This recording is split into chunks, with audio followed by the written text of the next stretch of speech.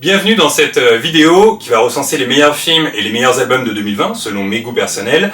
Avant de commencer, n'hésitez pas à me suivre sur mon Insta @telsonbleclick parce qu'en 2021 je vais annoncer pas mal de choses assez cool. Je vais commencer en janvier et le premier endroit où je vais l'annoncer ce sera probablement et même sûr sur Insta. Donc voilà, tous les liens sont en description. On enchaîne avec les meilleurs films, on perd pas de temps. Cette année j'aurais aimé voir plus de films, il y a eu la crise sanitaire. Ceci étant dit, j'ai de quoi faire une bonne liste. Tous les films que j'aurais aimé voir, je vais les placer à la fin pour faire une sorte de petit débrief. Et voilà, on enchaîne, c'est parti, les meilleurs films de 2020.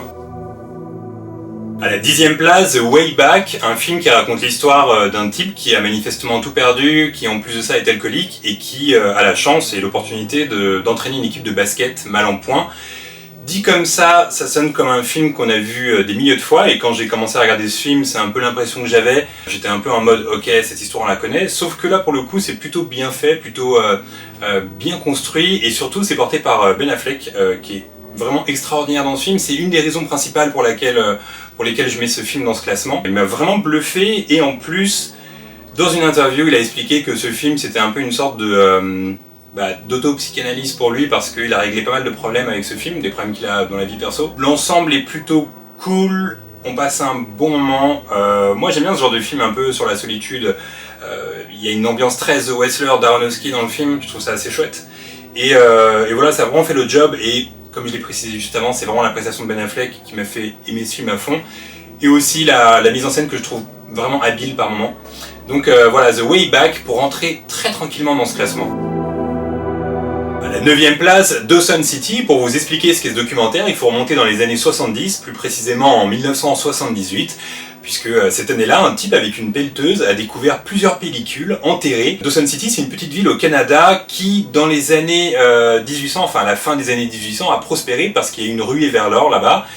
Et des années plus tard, on a enterré plusieurs films qui ont été tournés là-bas, d'époque. Il y avait des interviews, des films d'actualité, des films qui traitaient de la ruée vers l'or, ce genre de choses. Du coup, dans ce documentaire, on mêle toutes ces pellicules qu'on a retrouvées avec une musique assez onirique en fond. Il faut vraiment accepter d'entrer dans ce film parce que c'est une succession d'images d'époque. Les bobines sont miraculeusement bien conservées, mais elles sont un peu défoncées. Du coup, ça donne une image un peu bizarre. C'est très onirique, très poétique. Comme je viens de le dire, il faut vraiment accepter de rentrer dans ce film. Plusieurs jours durant, ce film est resté dans ma tête parce que y a vraiment quelque chose de spécial qui se passe. C'est comme si on avait déterré quelque chose qu'on n'était pas censé voir. Et ce qui est drôle, c'est que ce film est sorti en 2016. Chez nous, il ne sort qu'en 2020, donc ça colle un peu avec l'ambiance du film. Il y a quelque chose d'assez intemporel. C'est un des films qui m'ont marqué cette année parce que pour le coup, c'était un véritable ovni et j'ai pas eu l'impression de voir ça dans ma vie auparavant. Donc Dawson City, c'est un film vraiment particulier. À la 8e place, Tenet de Christopher Nolan. Alors ce film a fait beaucoup parler cette année parce que il était attendu par beaucoup de gens. Il y en a qui l'ont adoré, il y en a qui l'ont pas détesté, mais en tout cas qui ont été beaucoup déçus. Moi je fais partie des gens qui ont beaucoup aimé ce film parce que c'est un cinéma que je trouve grandiose. Ça reste un cinéma organique avec très peu de fond vert, très peu d'images de synthèse, et ça je trouve ça fascinant en 2020. Durant tout le film je me demandais comment il a fait ça, comment ce plan a été réalisé, j'étais vraiment subjugué. Bien évidemment, quand je suis sorti de la salle pour la première fois, j'ai compris peut-être 60-70% du film, mais c'était pas le plus important. Le plus important c'était d'en prendre plein les yeux et d'avoir eu le sentiment d'assister à un film que je n'avais jamais vu auparavant, parce que il y a une patte singulière, parce que Nolan ça reste un cinéma d'événements. Et que en 2020, ce genre de cinéma, à l'heure où les superproductions hollywoodiennes se ressemblent un peu toutes, ça reste important. Raison pour laquelle Tenet est dans mon classement, et raison pour laquelle c'est un film qui pour moi a été important en 2020. À la 7e place, le cas Richard Jewell de Clint Eastwood. C'est un réalisateur qui a maintenant dépassé les 90 ans et qui continue de faire des films efficaces. Je pense que c'est vraiment ce qui caractérise le mieux Clint Eastwood. Il sait comment faire des films et à chaque fois ses films font le job. On dirait qu'il a la formule. Moi à chaque fois je suis pris de A à Z, il y a pas de fioriture, il va à l'essentiel. Et ce film je l'ai vu en ne sachant rien de l'histoire parce que c'est une histoire vraie. Donc pour ceux qui n'ont pas vu, je vous conseille vraiment de ne pas vous renseigner. Et j'ai été pris de A à Z. Voilà. Comme je viens de le dire, le cinéma d'Eastwood c'est un cinéma qui fonctionne à fond sur moi. Et aussi ce film m'a permis de découvrir plus en profondeur l'acteur principal que j'avais déjà aimé dans I, Tonya, et dans ce film je l'ai trouvé extraordinaire, je trouve qu'il a énormément de talent. Suite à ce film, je l'ai suivi sur Insta, et durant le confinement, il faisait des lives, on était juste 14 à le regarder, et je trouvais ça fascinant parce que pour moi c'est genre un crack maintenant, je le trouve vraiment trop fort. Et voilà, le cas Richard Jewell, c'est un des films qui m'a marqué en 2020 parce que je trouve que c'est une chance de pouvoir avoir des films d'Eastwood encore, et faut en profiter à fond. C'est ce que je disais déjà l'année dernière pour La Mule, et là je trouve qu'il a encore élevé le niveau avec le cas Richard Jewell, donc profitons de cette chance. À la 6ème place, The King of Staten Island de Judd Apatow. Moi j'ai toujours été un grand fan du cinéma de Judd Apatow, et là où j'aime ce réalisateur, c'est quand il fait des films qui mêlent drôlerie et scènes plus tristes, et ça c'est pas évident à faire, et Judd Apatow est un des rois pour ça. Ce film raconte l'histoire d'un jeune homme qui sait pas vraiment où se situer, qui a perdu son père et qui se retrouve à une période de sa vie où il ne sait pas quel chemin prendre. C'est inspiré en partie de la vie de Pete Davidson que j'ai découvert encore une fois la plus en profondeur avec ce film, parce qu'on le connaît sur le Saturday Night Live en tant qu'humoriste, ou alors en tant que stand-upper. Je crois d'ailleurs que sur Netflix il y a un de ses spectacles. Et voilà, je l'ai vraiment découvert, c'est un personnage qui est vraiment attachant. Et ce film aussi est attachant, il y a un petit côté doux amer qui est assez bien fait. Il y a pas mal de scènes, c'est ça qui est incroyable avec le cinéma d'Apatow, c'est qu'il y a pas mal de scènes où on pourrait se dire bah à quoi sert cette scène, mais finalement tout se rejoint à un moment donné et on se rend compte que ça fait un tout et un ensemble qui fonctionne à chaque fois. C'est très fort, et voilà, ça a été un de mes coups de cœur de l'année, King of Staten Island. Du coup, 6ème place. À la 5ème place, Dark Waters de Todd Haynes, film produit par Mark Ruffalo. Mark Ruffalo qui joue également dans le film et qui est incroyable dans ce long métrage. Dark Waters, ça raconte l'histoire, c'est une histoire vraie, ça raconte l'histoire de l'entreprise DuPont, qui est une société de chimie qui a pollué des eaux dans les années 70 et qui a rendu malade plus de 70 000 personnes. Et dans ce film, on suit le parcours tortueux d'un avocat qui s'empare de l'affaire. Et bien évidemment, c'est très compliqué parce que DuPont, c'est une immense entreprise qui est de mèche avec le gouvernement. Voilà, c'est un thriller assez modeste, qui fonctionne très bien, qui est bien documenté, qui est bien écrit, et qui est intéressant dans la mesure où il démontre le fossé qu'il y a entre les puissants et les petites gens. Ça paraît simple dit comme ça, mais finalement dans le film c'est très bien expliqué. Et voilà, c'est un film qui m'est resté 2-3 jours en tête, parce qu'il est assez sombre et surtout il fait prendre conscience de pas mal de choses. Il est assez terrifiant en vrai. Et voilà, Dark Waters, 5ème place.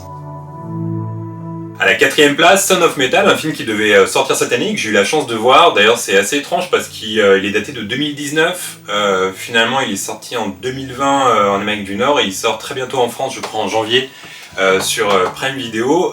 C'est un des films qui m'a marqué cette année, l'histoire d'un batteur qui se rend compte du jour au lendemain qu'il devient sourd, et qui doit forcément arrêter sa passion. C'est un très beau film sur l'acceptation, et il y a plusieurs scènes qui m'ont marqué.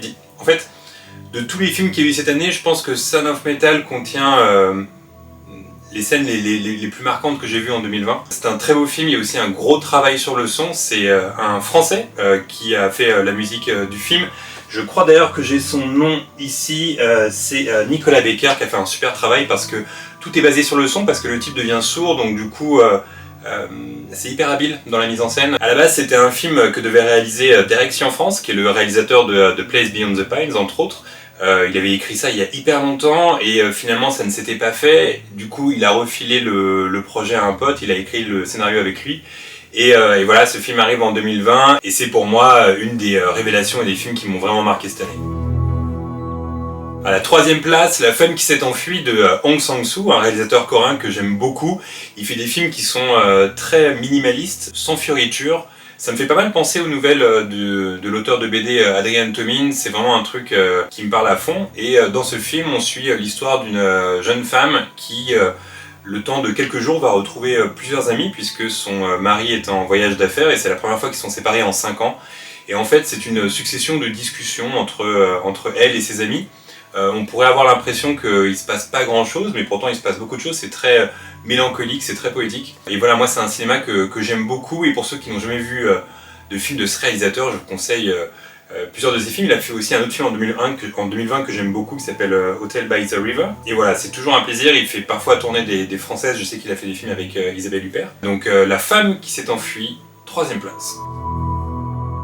À la 2ème place, City Hall de Frederick Wiseman. Wiseman, c'est un réalisateur de plus de 90 ans qui a passé sa vie à faire en majeure partie des documentaires, et dans celui-là, on est plongé dans la ville de Boston et on suit le maire démocrate Martin Walsh et son équipe qui tente par tous les moyens de mettre en place une démocratie. C'est un film assez optimiste et filmé de manière finalement assez pudique.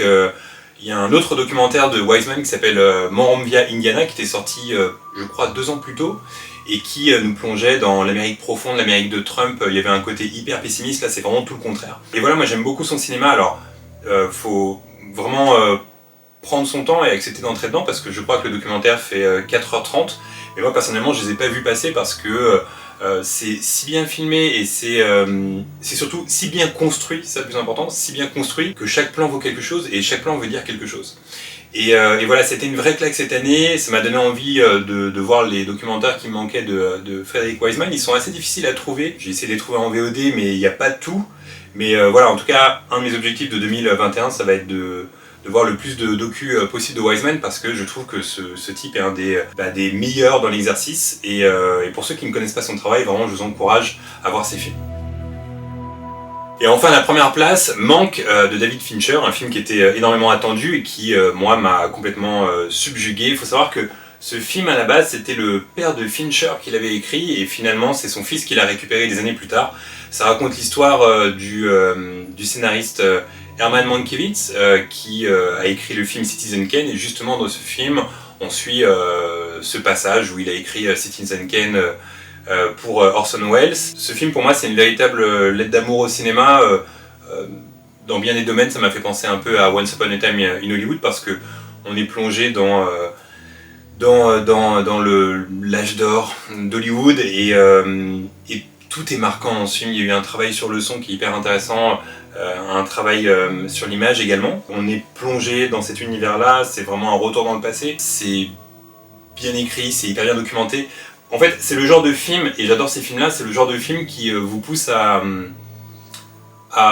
en savoir plus après. C'est-à-dire qu'après le film, j'ai passé 1 ou 2 heures à me renseigner sur tous les personnages qui composent ce long métrage parce que il y en a que je ne connaissais pas, ou même un des types de la MGM que je connaissais comme ça de loin mais je connaissais pas vraiment sa vie, donc j'ai passé beaucoup de temps à essayer de relier tous les personnages entre eux et c'était hyper intéressant à faire, c'était vraiment fascinant. Et voilà, c'est un film qui ouvre plusieurs portes et qui est mis en scène de façon extraordinaire comme sait le faire David Fincher, donc en préparant Stop j'ai pensé à tous les films et finalement Manque se démarque des autres parce que je pense que ça va être un film qui va être de plus en plus important avec les années. Donc voilà, au moment de choisir la première place pour ce classement, il n'y avait pas vraiment de débat avec moi-même, c'était Manque qui devait arriver à la première place parce que c'est le film qui m'a le plus impressionné en 2020. Et comme je l'ai dit en début de vidéo, il y a plein de films que j'aurais aimé voir mais que je n'ai pas pu voir parce que je n'ai pas eu le temps ou parce qu'il y a eu des confinements.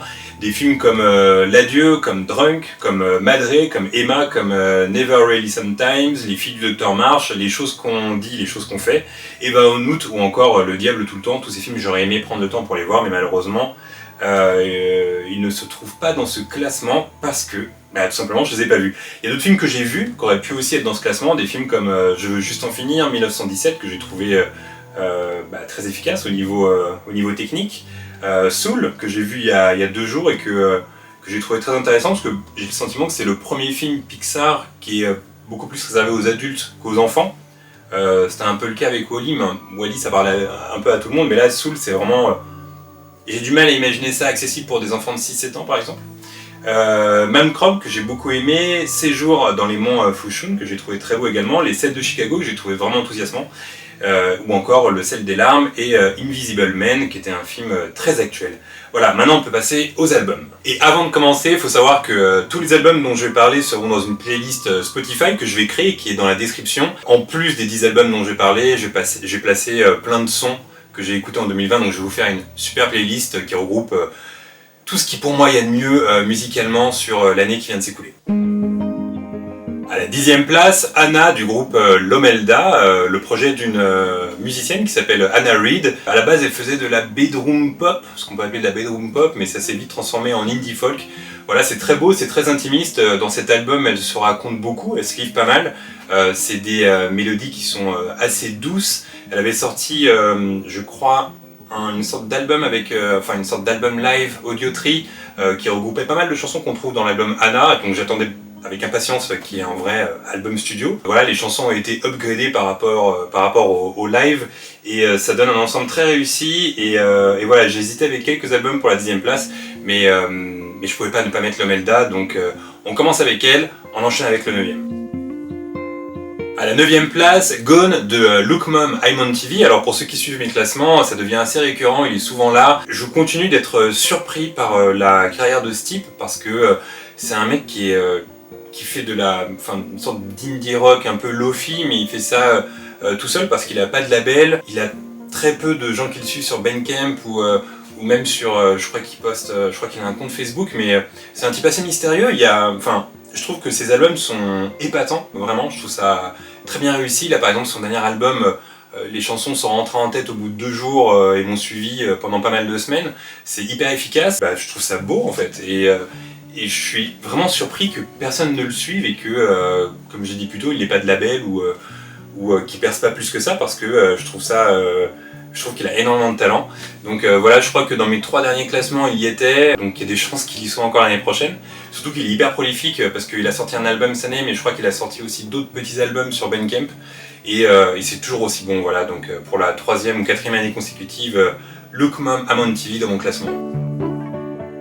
À la 8e place, Song for Our Daughter de Laura Marling. Un album que j'ai mis du temps à apprécier, on va dire que c'est de la folk, ça me fait pas mal penser à Joni Mitchell, je trouve ça magnifique. Il y a un mix qui est assez intéressant dans l'album, c'est tantôt triste, tantôt enthousiasmant dans le style. Et voilà, c'est même poussé parfois très folk, limite, je vais pas dire country, mais presque, bien que, non, ça reste quand même de la folk.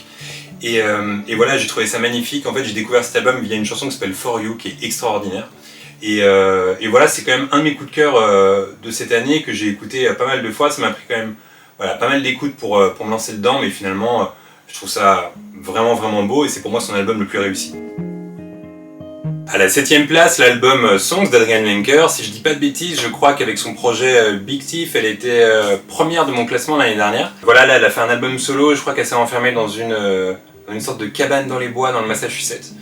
En ressort un album pratiquement que guitare-voix, je trouve ça magnifique. C'est vraiment beau, j'ai découvert cet album avec une chanson qui s'intitule Anything, qui est un de mes titres préférés cette année, je le trouve prodigieux. Et voilà, Adrian Lenker, c'est un talent qui est assez incroyable. Là, chaque année, dès qu'elle sort un truc, ça fait mouche, c'est beau. C'est vraiment très doux, c'est assez mélancolique, c'est très triste, mais c'est une personne qui excelle dans ce qu'elle fait et surtout chacun de ses titres a une sorte d'identité propre, que ce soit avec Big Thief ou quand elle fait des projets perso. Donc voilà, Adrian Lenker, c'est une valeur sûre. À la 6e place, un duo que j'ai découvert cette année qui s'appelle Ruby Haunt et on pourrait appeler ça de la new wave, post-punk ou dream pop.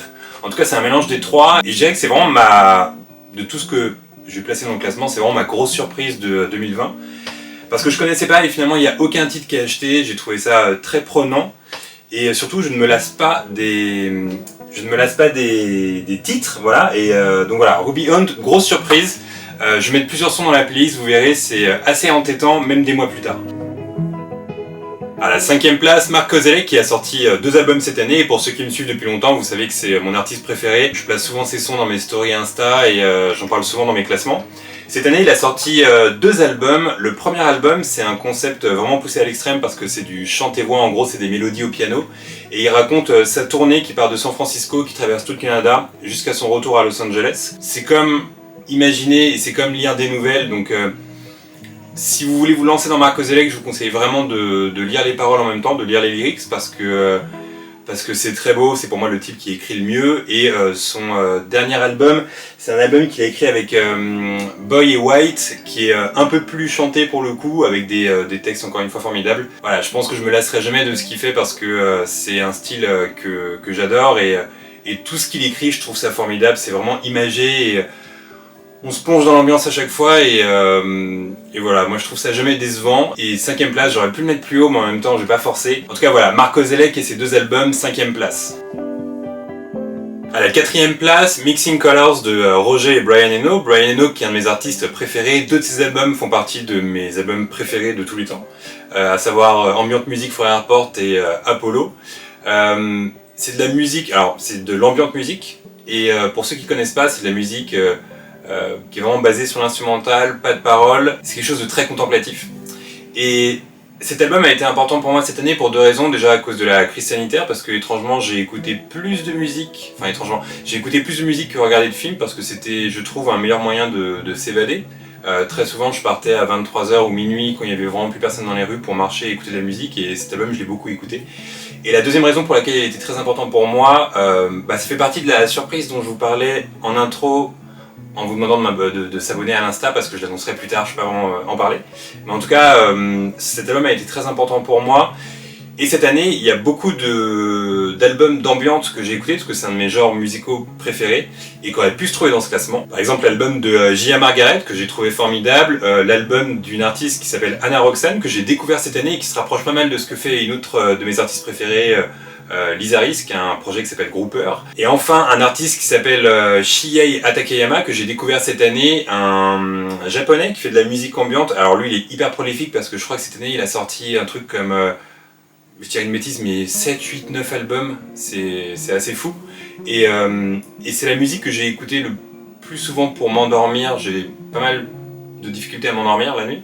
Et j'écoutais ça, et ça me permettait de me reposer vraiment beaucoup. Et je trouve ça magnifique, c'est vraiment beau. Je vous le mettrai encore une fois dans la description et dans la playlist. Mais c'est aussi un de mes coups de cœur de cette année. À la troisième place, Ricky Music de Porches. Alors Porches, c'est un artiste que je suis depuis pas mal d'années. J'adore le voir en live parce que ses lives sont très souvent impressionnants. Il est vraiment fort sur scène. Et si je devais caractériser sa musique, c'est assez compliqué parce qu'il y a pas mal de choses qui se mélangent. Parfois ça peut avoir des teintes un peu électro, un peu R&B. Et dans cet album, il utilise pas mal de synthé, donc il y a des petites sonorités 80 mais qui sont hyper bien manées, je trouve ça très cool. Et cet album, j'ai mis du temps à l'apprécier parce que lorsque je l'ai écouté pour la première fois, il y avait juste 2-3 titres qui me plaisaient. Sauf que je l'écoutais en boucle quand je marchais dans la rue, et en fait, à force, une musique qui n'était pas censée me plaire, finalement elle me plaisait. Et au final, je me suis rendu compte que pratiquement l'intégralité des titres de l'album était cool. J'aime écouter ce genre d'album parce que c'est des albums qui... sur lesquels on se fait une idée après plusieurs écoutes, et pas simplement une écoute. Et c'est après plusieurs écoutes justement qu'on se rend compte que l'album est cool. Voilà, c'est le premier album qui m'a foutu une claque en 2020.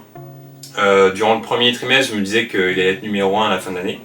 Et finalement, il y a 2 albums qui sont arrivés et qui, pour moi, l'ont surpassé. Et c'est la suite. À la deuxième place, l'album Saint-Cloud de Waxahachie. Alors, longtemps, j'ai pensé que cet album serait le premier de mon classement en 2020. Je l'ai trouvé formidable. Dès la première écoute, je me suis dit, c'est un petit chef-d'œuvre. Elle avait sorti plusieurs albums auparavant, mais là, ça prend vraiment une dimension plus importante. Je dirais que c'est un peu l'album de la maturité, même si ça sonne cliché de dire ça pour elle. Mais avant, c'était pas mal de guitare-voix. Là, il y a quand même plus d'instruments, c'est beaucoup plus construit, c'est beaucoup plus riche. Et puis aussi dans ses précédents albums, elle parlait vraiment très souvent d'elle, de ses problèmes de cœur, etc. Là, c'est beaucoup plus étoffé, elle parle de beaucoup plus de choses. Et voilà, c'est un album qui est vraiment, vraiment riche, que j'ai trouvé assez impressionnant. Et il y a des titres dedans qui m'ont vraiment marqué et dont je n'arrive pas à me lasser. Voilà, j'étais déjà fan de Waxahachie avant, mais là, cet album, je me demandais où est-ce qu'elle pouvait aller parce que finalement, les albums précédents se ressemblaient assez tous. Et ça veut rien dire ça, assez tous. Et voilà, et en fait finalement celui-là surpasse les autres, et ça va être difficile de faire mieux parce que vraiment cet album est très complet. Et enfin à la première place, My Heart is an Open Field de Tensi, une artiste que j'ai découvert cette année qui vient de Chicago, qui s'appelle Jess Schumann si je dis pas de bêtises.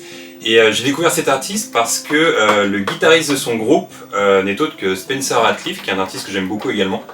Et j'ai adoré son album, je le trouve minimaliste mais en même temps très riche au niveau des compositions, parce qu'il y a du xylophone, il y a du cuivre, il y a pas mal d'instruments comme ça, et surtout le meilleur des instruments c'est sa voix, parce qu'elle a une voix très reconnaissable, qui impose comme ça une patte vraiment singulière, c'est-à-dire que quand on écoute la musique de Tensi, on se dit c'est Tensi, alors que c'est son premier album, c'est assez fascinant.